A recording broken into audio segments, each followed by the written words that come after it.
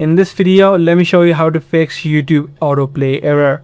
If the new videos are not playing automatically or if you're having issues with the autoplay, in today's video, let me show you a couple of steps that you can do to solve this issue. Now first, you need to make sure that if the autoplay is enabled or not. So head over to the profile section, head over to the settings, scroll down until you see the section called playback, which should be under the video and audio preferences settings.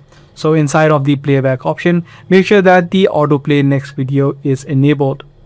If it is not enabled for you, this is the exact issue that you're facing. But however, if it is enabled and you're still facing this issue, the other thing that you can try out is try to clear the data and cache of the YouTube app. Hop out of the YouTube app, head over, tap and hold the app of YouTube, head over to app info.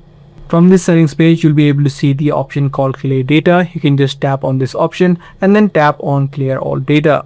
Once you do this step, try to see if the issue is fixed. If the issue is still not fixed, what you can do is try to check for new updates available. So head over to the Play Store or the App Store. And if you do see new updates available, you can just tap on the update button. Now, apart from this, what you can also do is try to uninstall the app of YouTube from your phone and then again re-download it. By doing these couple of steps, you should be able to fix the glitches or bugs which may be causing the YouTube autoplay error.